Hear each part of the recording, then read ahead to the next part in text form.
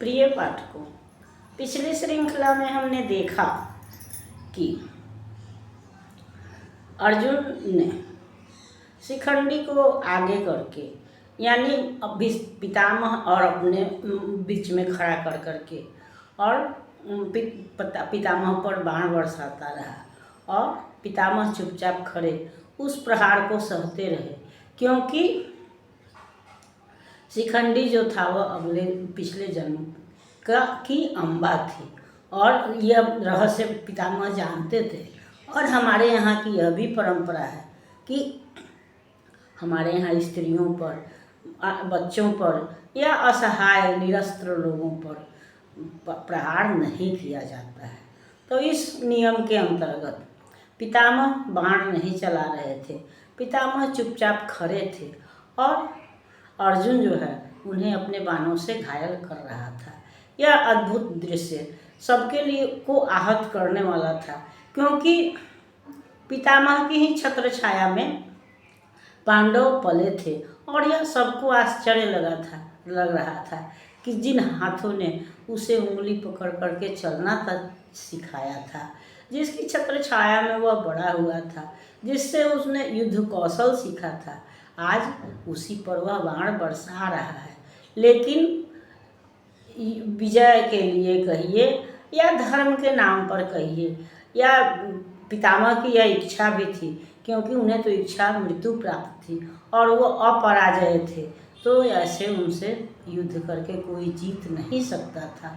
तो किसी न किसी तरह उनके मृत्यु का कारण, और अम्बा उनकी मृत्यु के उद्देश्य से जन्म ले ही चुकी थी, तो इस तरह से अम्बा को माध्यम बना करके अर्जुन ने पितामह भीष्म को घायल किया और अंततः पितामह भीष्म जो है वह गिर पड़े और अगले दिन से वह युद्ध के लायक नहीं रहे।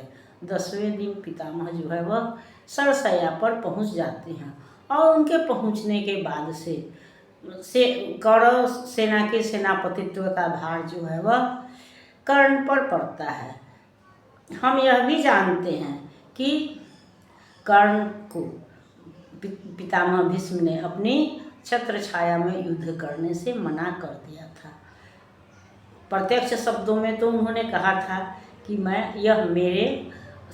मेरी छत्र छाया में युद्ध नहीं करेगा, लेकिन अब प्रत्यक्ष रूप से कारण यह था कि वे जानते थे कि यह कुंती का पुत्र है और कुंती का भी यह आग्रह था कि ये दोनों सहोदर भाई आपस में नहीं लड़े, इसलिए जितना संभव है इन दोनों को बचाया जाए या कर्ण को युद्ध से दूर रखा जाए।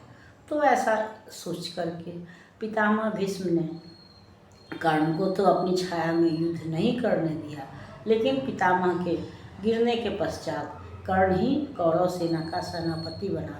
और तब अगले दिन हम यह भी जानते हैं कि किसी के लिए कुछ रुकता नहीं है। पितामह घायल हो गए और पांडव कौरव दोनों दुखी हुए, दोनों ने आंसू बहाए, लेकिन फिर अगले दिन युद्ध के लिए दोनों ही पक्ष सजकर तैयार थे।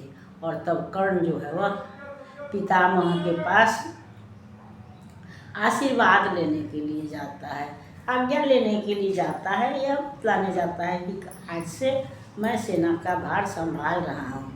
वह अपना विनय प्रदर्शित करते हुए कहता है, तात कर्ण यह सूत पुत्र प्रणम्य निवेदन करता है, अभिसिंचित हो तो आशीर्वचनों से यही अभिलाषा करता है। गड़े आज्ञा आपकी पा जाऊँ, कुछ कला अवश्य दिखलाऊंगा, छीन विजय श्री पांडव कर से दुर्योधन को पहनाऊंगा। थकित भीष्म ने नमित नयन क्षण भर में थकित भीष्म के नमित नयन क्षण भर में ही छलक पड़े। अब पुत्र मेरे समीप आ लग जा गए। पुत्र नहीं तुम सूत पुत्र हो, वरन ज्येष्ठ पांडव हो। पांडवों को कौन कहे तुम मुझसे बड़े धनुर्धर हो। पुत्र केवल युद्ध समनार्थ मैं तुझे सताता रहता था, युद्ध से ध्यान हटाने को कटु वचन सुनाता रहता था, क्योंकि तेरे बल पर ही दुर्योधन उन्मत्त रहता था। भूल स्वयं की सीमा सबसे उलझता रहता था। आज उसी के कारण रणस्थल में हम पड़े हुए, लगता न लगना था जिसके गले, उसे काटने को अरे हुए। आज युद्ध यह रुक सकता है, गर तुम वापस आ जाओ। छोड़ साथ दुर्योधन का, पांडवों को गले लगाओ। मात्र पुत्र गर तुम चाहो तो मानवता बच जाएगी, और सदियों तक कुल स्त्रियां तेरी जयकार मनाएंगी। रहे मात्र बलिदान मेरा, पुष्पित पल्लवित यह कुल हो, उस पर कौन कुदृष्टि लगाए, जिसके रखवाले तुम हो। हे पुत्र, निज कर्तव्य का करो स्वयं निर्धारण, साथ देकर पांडवों का करोगे युद्ध निवारण, या कि संग्रह कौरवों के बनोगे कुल विनाश का कारण। आज पीड़ित मानवता है तुझे पुकारती, अश्रु पूरित नयन लिए माताएं निहारती। तो हम देख रहे हैं कि पितामह भीष्म जो है वह घायल होकर के गिर जाते हैं, और तब युद्ध का सेनापतित्व, युद्ध का कमान जो है वह कर्ण को मिलता है, या कर्ण युद्ध सेनापतित्व का भार संभालता है। और परंपरा के अनुसार सभी कौरव, या हम जानते हैं कि पितामह जो है वह दोनों ही कुल के वृद्ध थे, श्रेष्ठ थे, दोनों के लिए ही आदरणीय थे।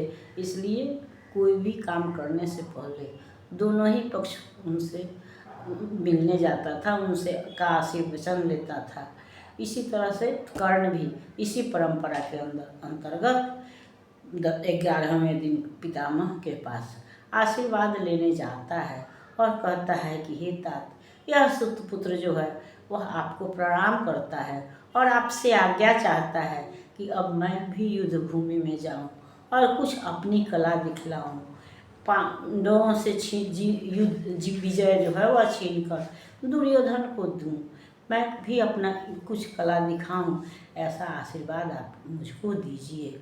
और तब पितामह भीष्म जो घायल होकर गिरे तो थे, लेकिन उनको तो एक तरफ उनके मन में खुशी भी थी कि वे इस युद्ध से अलग हो गए थे, लेकिन दूसरे तरफ दुर्योधन के व्यवहार से, या फिर यह सोच करके कि इस युद्ध में मानवता का विनाश हो जाएगा, निर्दोष पुरुष जो है वह मारे जाएंगे, स्त्रियां विधवा होंगी, बच्चे अनाथ होंगे, इस विनाश को सोच करके वे दुखी भी हैं।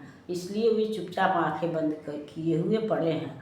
और वैसी स्थिति में जब कर्ण उनके पास जाता है, उनको प्रणाम करता है, उनसे आशीर्वाद वचन मांगता है, तो वे आंखें खोल करके कर्ण को देखते हैं और उसको पुकारते हैं। पहली बार उसको पुत्र कह के संबोधित करते हैं, नहीं तो आज तक तो वे कर्ण को अधिरथी ही कहते थे। और यही कारण है कि उन्होंने उसको अपने छत्रछाया में युद्ध नहीं करने दिया। तो वो कर्ण को संबोधित करते हैं कि पुत्र आओ और तुम मेरे गले से लग जाओ, क्योंकि तुम सूत पुत्र नहीं हो, बल्कि तुम पांडव हो, कौन्तेय हो। मैं मुझसे भी बढ़ कर के तुम श्रेष्ठ धनुर्धर हो।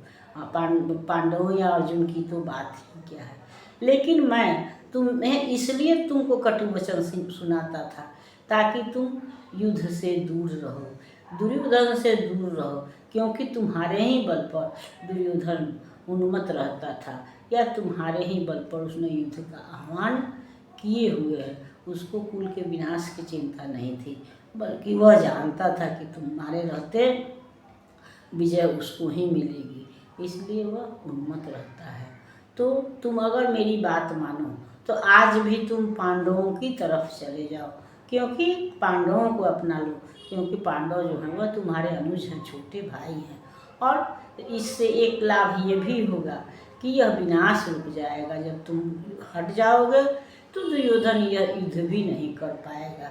इसलिए मानवता के विकास के लिए, मानवता के बचाव के लिए तुम पांडवों की तरफ चले जाओ।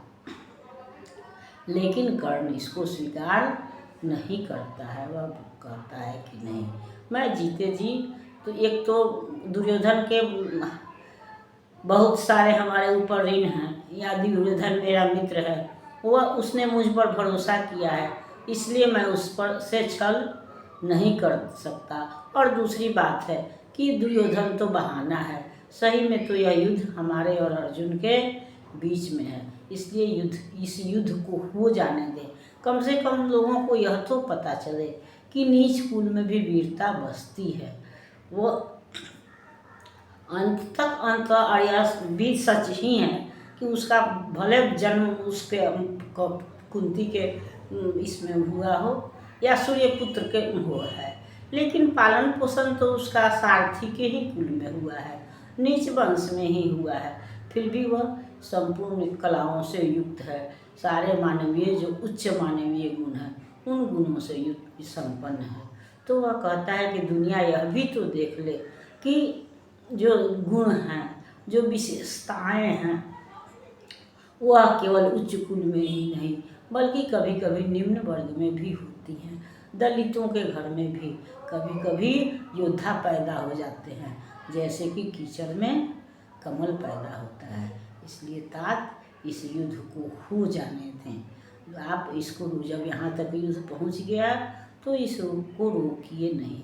ऐसा कह करके पितामह को प्रणाम करके कर्ण चला जाता है और फिर पितामह आंखें बंद कर लेते हैं, और तब उनको लगता है कि अब इस विनाश से कोई भी इस दुनिया को या इस मानवता को नहीं बचा सकता है। इस पर हम अगली श्रृंखला में विचार करेंगे। तब तक यह श्रृंखला आपको पसंद आती है तो लाइक कीजिए, सब्सक्राइब कीजिए। मिलते हैं अगली श्रृंखला में, तब तक के लिए धन्यवाद।